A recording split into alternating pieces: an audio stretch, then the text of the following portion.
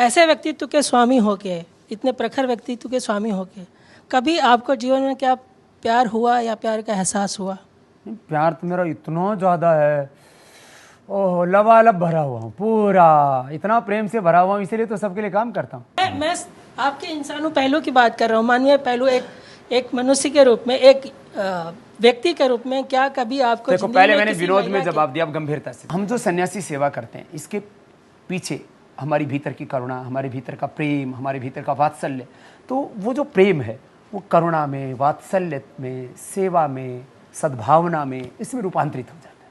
तो इसलिए उस तरह के प्रश्न हमारी लाइफ में कभी नहीं आए। हाँ, ये अलग बात है कि सन्यासी होने के बाद भी हमें भी बहुत लोगों ने, क्या कहते हैं, प्रपोज करना, क्या बोलते हैं, और कि दूसरे कि बाबा जी हमें आपसे प्यार हो गया है। अभी एक फंक्शन में था तो एक वो फिल्मी लड़के वो सामने आ गई, मैं दूर भागा वहाँ से। फिर ऐसे ही मैं अमेरिका में था तो वहाँ ऐसा एक प्रसंग आया, एक बहुत सभ्य सी दिखने वाली औरत जिसके करोड़ों रुपए के गहने पहन रखे होंगे, तो बोले बाबा जी मुझे थोड़ा ना आपसे एकांत में बात करनी है, लॉस एंजलिस की बात। तो मैंने सोचा कई बार लेडीज़ को कोई अपनी बीमारी का प्रश्न होता है, जैसे कोई, मैंने हो सकता, तो मैं ऐसे 10 कदम थोड़ा दूर हटा, मैंने कहा बोलिए बहन जी। बोले बाबा जी मैं ना अपना सब कुछ आपको देना चाहती हूँ। मैंने कहा हमारा ट्रस्ट है, आप उसमें जो भी आपको करना हो कर दीजिए। बोले जी बाबा जी आप समझे नहीं। तो अब हमको क्या पता, ये बोले मैं मतलब मैं फिर वो बोली तो फिर मैं अपना तन मन धन सब कुछ देना चाहती हूँ। मैं तो चुपचाप वहाँ से खिसक ले। मैंने कहा मेरे पीए का नंबर है, तो मैं हमारे साथ एक अजय आर्य जी रहते हैं, तो मैंने उनका 9897079688 उनका नंबर दे दिया। उनको कम से कम 1000 फ़ोन किए होंगे बाद में उस औरत ने। हुई, मैंने कहा ये तो बड़ा बात। मैं मुंबई में था तो वहाँ एक औरत आ गई, तो मेरे से बोली बाबा जी थोड़ा सा ऐसे बोले कि एकांत में बात करें। इसलिए मैंने टीवी पर एक स्टेटमेंट दिया था, मैंने कहा बाबाओं को औरतों से एकांत में नहीं मिलना चाहिए।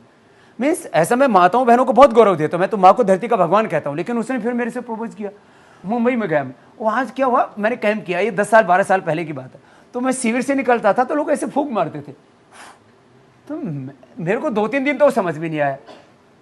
तो मैंने बाद में पूछा सब लोग फूंक क्यों मारते हैं, तो बोले बाबा जी आपके फैन है। हमने तो फैन सुना था, जो पंखा हिलता वो फैन होता है। फिर बोले आपको फ्लैंग किस करते हैं, हमको ये नहीं पता था किस क्या होता है, ये फ्लैंग किस क्या होता है। तो ये सब दुनिया में सब चलता होगा। आपकी कभी कोई गर्लफ्रेंड नहीं थी? अरे कोई थी ही नहीं ना, किसी से कोई प्रेम नहीं हुआ कभी भी।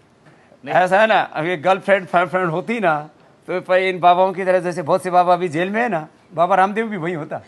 नहीं, बचपन में कोई रही हो अरे जिसको आप बचपन देखते हो? में 15 साल की उम्र में तो घर छोड़ दिया। उस समय तो हम गांव में पैदा हुए, हमको तो ये नहीं पता था। बाद अभी तक में मुझे ये नहीं पता गर्लफ्रेंड का पूरा मतलब क्या होता है। मैंने एक दिन सच में अभी 8-10 दिन पहले एक बार पूछा, मैंने कहा गर्लफ्रेंड होती क्या है, तो बोले जी 2 बच्चे आपस में प्यार से बात करने लगते हैं, वो गर्लफ्रेंड होती है। मैंने कहा गर्लफ्रेंड के साथ शादी करना जरूरी होता है? बोले नहीं, वो यदि बात आगे बढ़ जाए तो शादी हो जाती है, नहीं तो ऐसे ही गर्लफ्रेंड बॉयफ्रेंड, आप पता नहीं क्या क्या फ्रेंड होते हैं। हमको यही नहीं पता है। ये गर्लफ्रेंड फिर होती है तो फिर वो लड़की वाला जो लड़का प्यार करता है वो क्या होता है, बॉयफ्रेंड होता है। तो गर्लफ्रेंड क्यों बोलते हैं फिर, अभी तक भी हमको नहीं पता। अब आप हमको ये पूछते हो कि ये कभी हुआ क्या। अब हम जब इनको शब्दों का ही नहीं पता तो हमको ये क्या पता है कि क्या होता है। तुम जानो, तुम्हारा काम जाने। कभी ऐसा भाव आता है कि एक गर्लफ्रेंड होनी हमको- चाहिए, एक परिवार होना चाहिए, एक बच्चा होना चाहिए? किसी के मन में कुछ भी आता हो, हमारे मन में कभी नहीं आता कि हमारा किसी स्त्री के साथ में शरीर संबंध होना चाहिए। एकदम, चाहे कौन से टेस्ट होता हो, वो एक टेस्ट होता है ना। नहीं, वो शारीरिक संबंध वाली बात नहीं कर रहा हूं। मैं कह रहा हूं कि एक परिवार हो, बच्चा हो। कभी कोई परिवार, कोई बच्चा कभी करने की इच्छा ही नहीं, कभी, और ना कभी होगी। हाँ, कुछ लोग बुढ़ापे में बिगड़ जाते, हमारी नहीं। इसको आप बिगड़ना क्यों कहते हैं? अरे भैया जो रहो पूरे होकर के रहो ना। साधु बने हो तो पूरे साधु बनो, गृहस्थी बने हो तो पूरे बनो। ठीक। ये बीच में लटकते क्यों रहते हो, जैसे हमारे कुछ नेता लटक रहे हैं, कुछ अभिनेता लटक रहे हैं।